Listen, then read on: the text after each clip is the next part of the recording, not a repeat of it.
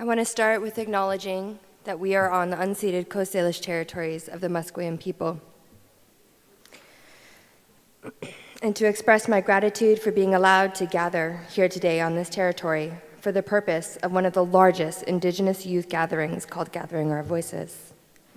My name is Summer Rain, and I am Gitzian, which is the people of the Misty River, and I'm from Kitwanga on my mother's side, and Coast Salish from the Squamish Nation on my father's side. I'm currently the manager of Indigenous Women's Programming at Better Women's Support Services. And I've spent the last 15 years of my life dedicated to walking with and supporting Indigenous women and girls who've experienced gender-based violence. Each day, I get to work on the front lines as an anti-violence worker, advocate, and warrior, while I get to walk alongside women, some of the most powerful women and girls I have ever met, in their acts of resistance against the men who have attacked them. From spending many years now answering crisis calls, doing advocacy work, and supporting women and girls, I can tell you with certainty that Indigenous women and girls account for a far disproportionate amount of women compared to the 2 to 3% of the total population we represent. I'm here to speak in relation to the gender-based violence that Aboriginal women and girls face in the state's failure to respond to Aboriginal women and girls. Aboriginal women and girls are being forced to leave their reserves and migrate into more urban settings to escape extreme poverty and violence at home.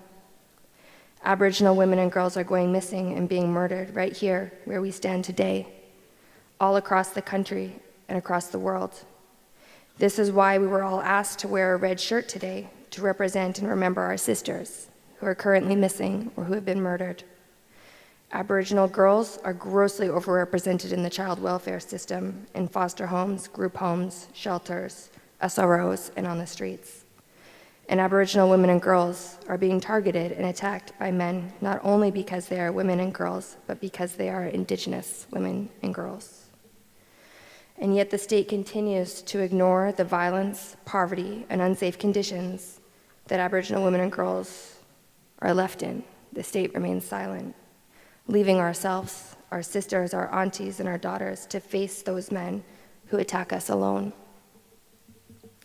Aboriginal women and girls have a long, multi-generational history of colonization, marginalization, and displacement from our traditional homelands, languages, food, culture, and history. All of these things have been stolen from us and replaced with Western world traditions of poverty, violence, abuse, and addiction, leaving Aboriginal people, especially Aboriginal women and girls, extremely vulnerable to gender-based violence. I myself, not unlike many of you, was born into poverty. I was a part of the child welfare system my whole entire life, where I was nothing more than a file lost on someone's desk. I was born in a very small community up north. When I was little, my mom and my grandmother were so happy that I was born with these bright blue eyes and fair skin. They truly believed I wouldn't experience the heinous acts of violence that both of them had experienced. My grandmother, on both sides, are residential school survivors, and my mother was part of the 60s scoop and struggled with addiction and mental health. They were wrong. I was targeted by men, and I experienced violence from almost every man who came into my life, because to them and to the state, I was an Aboriginal child, no matter how light my skin might have been. Therefore, the consequences were non-existent to them. I was bounced around from home to home across the north and the lower mainland. I left the last group home I got placed in here in Vancouver when I was 10 and spent a chunk of my time on the streets here in the city, trying to find where I belonged, where I would be accepted. I wasn't Native enough for my mom's side of the family, and I was too Native for any of the white families I was placed in. Eventually, I found my own, and I had amazing, strong Indigenous women warriors in my life who taught me who I am and where I come from, and what it means to do this work on my territory today. And this is why I do the work that I do today, because of these amazing women in my life. It's a grossly unfair reading of recent histories to blame Native communities alone for the state of crisis across the country. I'm not even underestimating that. We are in an epidemic of violence against women right now. Over the past 55 years, approximately 4,000 Aboriginal women and girls have gone missing or have been murdered in communities across Canada.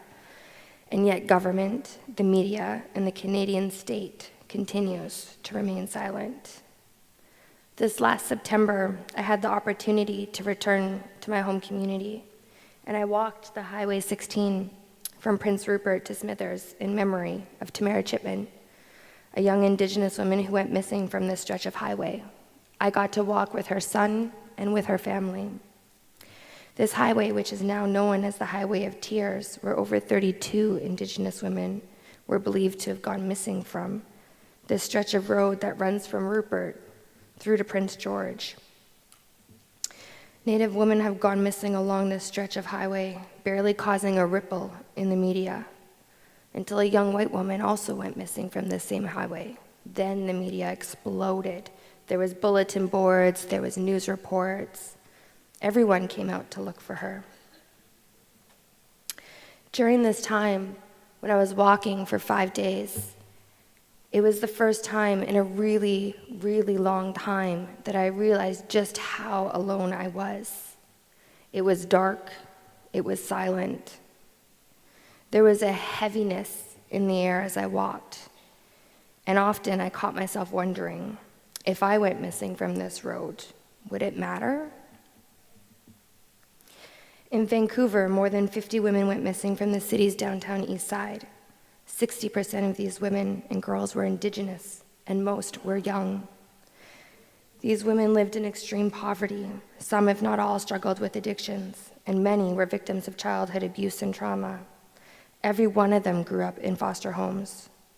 In other words, their lives bore all the markings of the violence and victimization of colonization. There is a growing list of missing and murdered Aboriginal women in BC. The February 14th Memorial March Committee, which hosts a walk through the downtown east side every year, now has over 750 names. Many would classify these women as living high-risk lifestyles, which is a not so polite way of saying that the police, the state, and the community can view these women as disposable, as not worthy, because they were poor, they were homeless, they struggled with addictions. They were brown women and girls, so the state and the justice system could look the other way when they went missing. Too many of our women are currently left in highly dangerous and increasingly more dangerous situations. These reasons cannot be used to abandon our women and our girls. The torment of waiting for answers by families is only deepened every time a white woman's disappearance triggers a flurry of national media coverage and attention. Grim statistic and anecdotal evidence compiled by the Canadian press suggests public apathy has allowed predators to target Indigenous women and girls with near impunity. The record also points to an ugly truth behind the politics and the legal lethargy, which is racism. The police departments and RCMP stand accused of ignoring the disappearances of our most vulnerable members, young Native girls, who go missing across the country in numbers so large only to be forsaken by a jaded justice system and a neglectful media. I have come to learn that not only are the police responding inadequately to cases of male violence against women in all, but their lack of effective response for Indigenous women and girls allows for the violence we experience to continue. When Aboriginal women's lives are considered dispensable or disposable, then the likes of men like Gilbert Paul Jordan, Robert William Pickton, Judge Ramsey, Martin Tremblay, and many, many more men can continue to act without consequences or fear of consequences. Right now, there are hundreds, if not thousands, of Native girls caught up in a tragically polarized world. What has and is happening to Aboriginal women in this country by the conscious act of the Canadian state is appalling. I am here to say that you, not one of you, is disposable. I am not disposable. Your life matters. My life matters. I will not be silenced anymore. You cannot afford to be silenced anymore. You are the next generation. You are our next leaders. You are the next voice. You can make a difference. You will make a difference.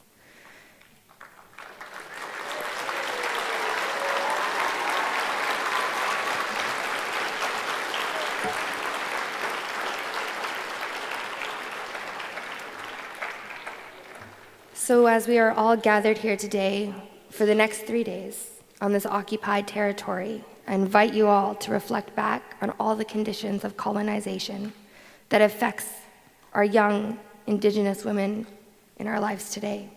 I am calling on all of the women in this room to stand and fight with me, to realize that none of us are free until all of us are free. That means my life is intertwined with yours.